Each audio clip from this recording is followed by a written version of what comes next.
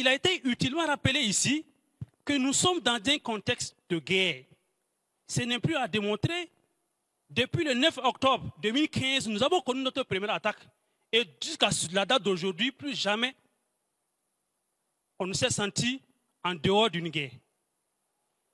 Et comme vous le savez, il y a guerre, il faut donc s'organiser en urgence, puisqu'on ne s'attendait pas à ça. On a dû forcément, l'État a dû, dans l'urgence, former des Burkinabés, les équiper et les envoyer sur le front. Ça nécessite beaucoup de moyens. Et les Burkinabés ont accepté. Malgré la modestie des moyens, au début, on l'a tous vu, il y a des jeunes soldats qui n'avaient pratiquement rien, si ce n'est la calache avec quelques chargeurs, qui ont décidé d'aller affronter la mort pratiquement à poitrine nue. Ça a été fait. Ce sont des circonstances de l'infraction. L'État a donc, dans l'urgence, dû les équiper avec tous les sacrifices que cela comporte. Au-delà de l'équipement, cette situation de guerre a engendré des conséquences sociales humaines incalculables. Des Burkinabés se sont déplacés. Des paisibles citoyens, paysans qui sont dans leur village, qui n'ont jamais rien demandé à quelqu'un, qui n'ont jamais rien fait de mal à quelqu'un, se sont retrouvés un jour envahis par des tueurs, sans question. Et cela a engendré des déplacements massifs de population. Des milliers de Burkinabés, voire des millions de Burkinabés ont dû fuir leur habitat, laissant derrière eux tout. Évidemment les biens, mais souvent, très souvent aussi des vies et aussi leur dignité pour ceux qui ont réussi à fuir. Mais là encore, la situation de l'urgence intervient. Des gens qui ont fui dans ces conditions ont dû fuir laissant tout, les greniers remplis, qui n'avaient pas forcément besoin de demander à manger. À ces personnes, il faut leur donner à boire et à manger. Il faut les accueillir, il faut les loger, il faut les nourrir, il faut les habiller. Où est-ce qu'on va avoir cet argent? Les Burkinabés ont compris que c'est leur guerre. Il faut qu'ils la fassent. Il faut qu'ils trouvent les moyens pour équiper ceux qui vont au front, de telle sorte que le soldat qui va au front, laissant son épouse et ses enfants derrière, sache que derrière lui, il y a des gens qui sont en ville ou ailleurs, qui sont en train de s'activer pour apporter le secours et la solidarité à ces personnes. Ça donne le moral. Ces personnes qui ont fui, n'ayant plus rien, il est important que nous autres Burkinabés, qui avons la chance encore d'avoir à manger, de partager ce que nous avons avec eux. Il est important pour l'État de prendre en charge ces personnes. Et les Burkinabés ont compris. Lorsque l'appel a été fait, tout le monde a contribué. De nos grands commerçants aux commerçants les moins grands.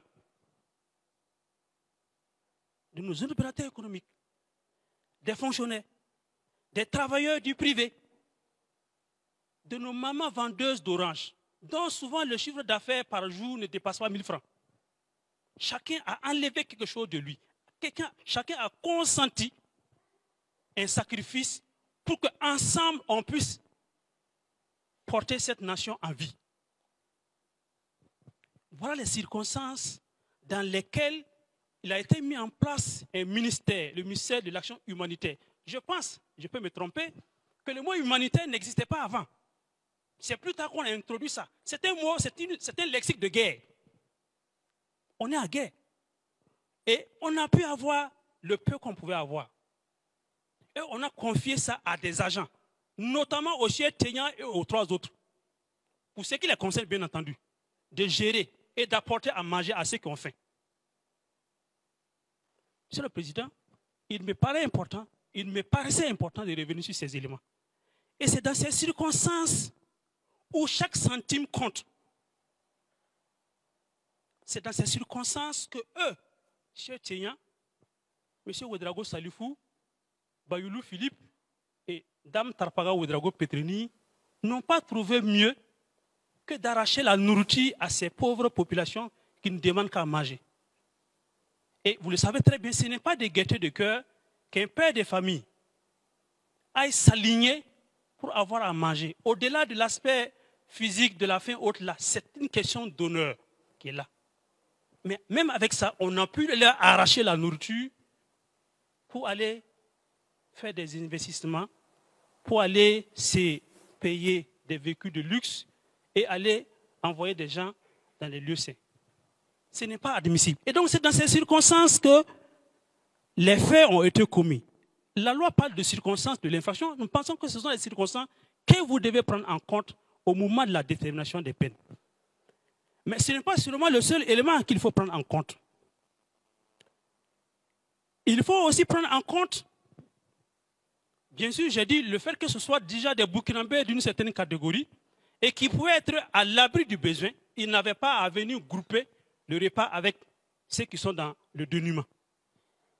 L'autre élément, l'autre circonstance à prendre en compte, c'est le fait qu'on soit à un montant aussi élevé. Plus de 5 milliards qui ont été détournés par les cartes. 5 milliards connus. Peut-être qu'il y a d'autres qu'on n'a pas pu connaître. Des mémoires d'hommes, je n'ai pas connaissance, en tout cas pour ce qui concerne le pôle, je n'ai pas connaissance que pour les faits de deniers publics, on soit à autant de milliards sortis. Donc, cette circonstance du montant est aussi une circonstance à prendre en compte dans la détermination de la peine. Autre élément de circonstance de l'infraction, c'est la période sur laquelle les faits se sont déroulés. Alors, le chef Téyan, vous l'avez entendu, dit avoir commencé à gérer le compte au cours de l'année 2018. Mais il vous a rappelé, Monsieur le Président, honorable membre du tribunal, que lui-même a participé à une opération de détournement de carburant de plus de 100 millions en 2017. Donc, de 2017 à la date d'aujourd'hui, ça fait environ 7 ans que cette pratique perdure. Et nous pensons que la durée sur laquelle les pratiques se sont perdurées, cette durée aussi doit être prise en compte dans la détermination de la gravité, j'allais dire de l'extrême gravité des faits. Monsieur le Président, et ça ne s'arrête pas là, sur les circonstances de l'aggravation. Nous l'avons bien tantôt dit, mais c'est surtout la destination qu'on a fait de l'argent. Comment on peut aller prendre la nourriture dans ces situations pareilles pour aller la distribuer à des animaux? Comment on peut aller prendre ce qui revient de droit au PDI, aux personnes déplacées internes, qui a fait l'objet de cotisations de tous les Burkinabés, de l'intérieur comme ceux de l'extérieur? Ça aussi, il faut le rappeler. L'argent, ça vient des Burkinabés d'ici, mais il y en a qui sont Burkinabés d'ailleurs, qui ont senti la nécessité de contribuer. De dehors, ils ont envoyé leurs contributions. Et bien entendu, des amis du Burkina. On ne peut pas admettre que des Burkinabés puissent aller prendre autant d'argent pour aller mettre dans autant de futilité. Alors, ce sont des faits extrêmement graves. Mais nous savons que lorsque les conseils des prévenus vont venir prendre la parole, leur argument, en premier lieu, c'est l'argument du pardon. Ah, Monsieur le Président, nous demandons pardon. Ça a commencé. Ils vont revenir sur ça.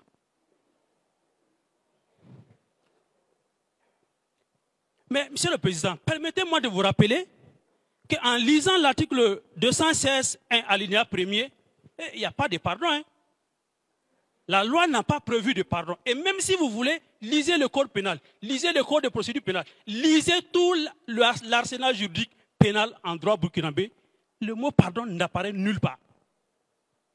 Donc, Monsieur le Président, ce ne sera pas à vous, je pense, de prendre en compte un élément qui n'est pas pris en compte par le législateur. Et sur ce point précis, à l'entame du procès, on vous a dit, Monsieur le Président, que la loi pénale est d'interprétation stricte. Nous avons vite fait en son temps de dire non, non, non, c'est pas la loi. Le sacro-saint principe connu par tous, de nul homme crumen, nous la poena sine lege. On le connaît. Donc il n'est pas pour nous, Monsieur le Président, question de prendre en compte un quelconque pardon qui viendra être professé devant votre bar. Parce que ce n'est pas prévu par la loi. Et même si on estimait que la loi ne pouvant pas définir toutes les circonstances, il est quand même dit de prendre en compte les circonstances de l'infraction. Alors, est-ce que le pardon qui est professé à votre bar est une circonstance de l'infraction? Pour nous, non. La circonstance de l'infraction, c'est celle qui a existé, soit avant, soit au moment de la commission de l'infraction. Pas après, surtout pas à la barre. Donc, si pardon il y a, si circonstance il y a, le pardon, là encore, ne peut pas être pris en compte dans la détermination de la peine. Et le ministère public estime que vous n'allez pas faire droit donc, à cette demande de pardon. Monsieur le Président, sur le point du droit, comme je vous l'ai dit, le pardon ne peut pas prospérer. Mais sur d'autres points, on peut le dire, nous sommes burkinabés, nous sommes faits aussi de nos cultures et de nos traditions. Il peut vous arriver de prendre en compte ces éléments qui ne sont pas des éléments de droit. Ce que j'aurais appelé les éléments d'ordre factuel ou même d'ordre moral. Chez nous, on dit qu'il faut toujours pardonner. Mais là encore, je vous questionne. Est-ce que le tribunal serait prêt à offrir les pardons à celui qui a décidé de prendre, comme je l'ai dit tantôt, le repas de ce petit garçon qui est en train de pleurer la nuit devant sa mère, qui n'a rien à lui donner et sachant que son enfant va dormir de faim. Et que celui qui prend la nourriture à ce petit garçon, à cette petite fille, pour aller donner à 23 canards sauvages. Est-ce que là, si pardon il y a, on doit pouvoir le prendre en compte? Le ministère public pense que non. Il n'en est de même pour celui qui prend cet argent pour aller se réaliser. Ça a été dit à la barre que j'ai pris parce que je voulais me réaliser. Ah bon? L'argent de l'État, l'argent des orphelins, des veuves, des vulnérables. Et vous prenez ça pour aller construire. Ce n'est pas admissible. Il en est de même, bien entendu, pour tous les autres. Dame Tarpaga, qui a pris l'argent de ces veuves-là, de ces orphelins, pour aller s'acheter une rutilante RAV4. Qu'elle continue de rouler jusqu'à ce que l'enquête commence. Nous pensons que c'est des faits factuels, du point de vue factuel, du point de vue moral, ne doivent pas être acceptés. Et donc, pour nous, le pardon est intervenu ultérieurement, il n'a jamais été professé. Avant, j'aurais pu comprendre qu'à un moment donné, un jour comme ça, personne ne les a interpellés. Et pris de mauvaise conscience, de bonne conscience, j'allais dire, ils ont dit, ah, ce que nous on fait là, c'est pas bon. On va aller se dénoncer et puis demander pardon. S'ils l'avaient fait de manière spontanée, à la limite, on peut le dire. Ils ne l'ont pas fait. Et ils ont fait des pieds et des mains jusqu'à ce qu'on soit là-bas. S'ils viennent demander pardon à l'étape d'aujourd'hui, rejetez, s'il vous plaît, monsieur le président, cher membre du tribunal, cette demande de pardon. Parce que pour nous, cette demande de pardon porte en elle-même l'ensemble des germes de son insuccès. Et vous n'irez pas dans ce sens. Vous n'irez pas dans ce sens. Alors, ils vont certainement revenir sur... Je finis sur le point du pardon. Je prends un peu au mot le conseil du RELAC qui avait dit que, voilà, il pouvait arriver qu'on pense à un découragement dans la lutte contre la corruption et les infractions assimilées et qu'il ne fallait pas donc céder au découragement et il prenait en image celui qui pousse la barque qui va sur la colline et qui redescend et qui continue de faire la même chose sans se décourager. Ça me fait penser mais à une autre chose. Ça me fait penser à une mythologie, la mythologie grecque. Je ne sais pas si vous connaissez, c'est Ixion. C'est l'un des plus grands criminels de la mythologie grecque. Alors, permettez-moi, monsieur le président, juste en 2 minutes, ce point. Ixion, qu'est-ce que Ixion a fait? Il a précipité son futur beau-père dans une flamme, dans une fossée enflammée. Alors que c'est lui-même qui l'avait invité à un repas de noces. Zeus, roi de l'univers, l'a réprimé et a décidé de le pardonner. Voilà le pardon. Et pour lui témoigner son pardon, Zeus l'a même invité à un repas olympien où il a mangé l'ambroisie, il a bu le nectar et il a écouté la lyre. Et c'est pendant le festin olympien que Zeus, Ixion n'a pas trouvé mieux que de courtiser la femme de Zeus. Comme pour vous dire que la qualité de délinquant primaire avec la capacité de récidive peut se déterminer à compter des éléments de la première infraction. Et comme vous le savez, en regardant les prévenus que nous avons eus depuis tout ce temps, pour nous, la possibilité de réitération de l'infraction me semble souffrir d'aucun débat. Au contraire, si vous pardonnez à Cher Tchéyan et aux 3 autres, tout ce qui va les préoccuper, pas d'arrêter, mais c'est d'aller recommencer de telle sorte à tirer leçon de ce qui s'est passé. Donc à ne plus se faire avoir. Voilà pourquoi le ministère public estime que vous allez balayer cette question de pardon, cette question de délinquant primaire. Ça n'en vaut pas la peine. Alors on va aussi vous dire, Monsieur le Président, qu'on a collaboré.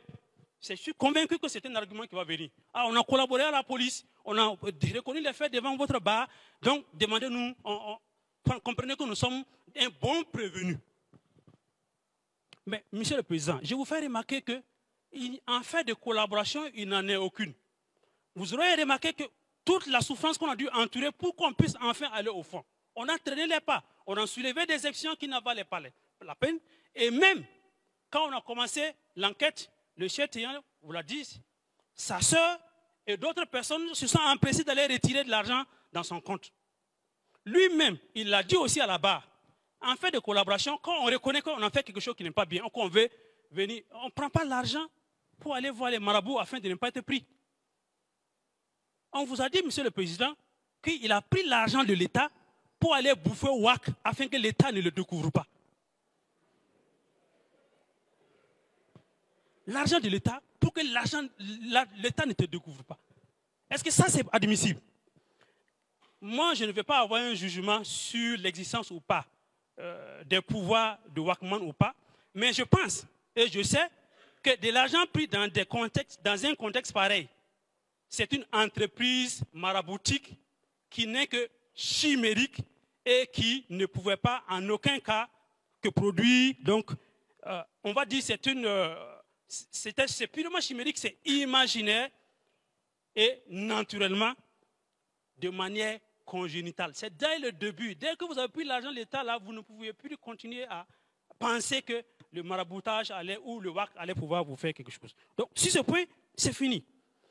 Alors, sur la personnalité des prévenus, et là, je termine sur ça. Je vais vraiment être bref sur ce point. Sur la personnalité des prévenus. Voyez-vous, Monsieur le Président, la personnalité, c'est déduit. Il y a un élément sur lequel je voudrais quand même insister. C'est cette sympathie ambiante que les prévenus peuvent avoir à la date d'aujourd'hui au regard de l'effet pervers. Malheureusement, c'est le seul effet pervers que je note de la retransmission. On a eu l'impression, vous l'avez utilement dit, le Cher Tchéyan est devenu célébrité. C'est une sympathie normale. C'est l'être humain qui est comme ça, qui voit que lorsque son projet est en difficulté, d'avoir une sympathie normale. Moi, je n'ai pas de problème pour ces Burkinabés qui ont une sympathie à la date d'aujourd'hui pour le Cher Tchéyan. Je n'ai aucun problème pour ça. C'est tout à fait humain. Mais je dis, Monsieur le Président, nous sommes devant un tribunal. Et le tribunal apprécie les faits et il applique la loi. On ne doit pas rentrer dans le sentimentalisme. On ne doit pas rentrer dans cette compréhension. Bon, ok, on va. Non. Apprécions froidement les faits et appliquons strictement la loi. On ne demande pas d'être excessif, ce n'est pas notre objectif. On demande d'être juste. Et malheureusement, pour les faits d'espèce, les faits justes sont d'une extrême gravité. Voilà pourquoi nous allons requérir des peines d'une extrême gravité.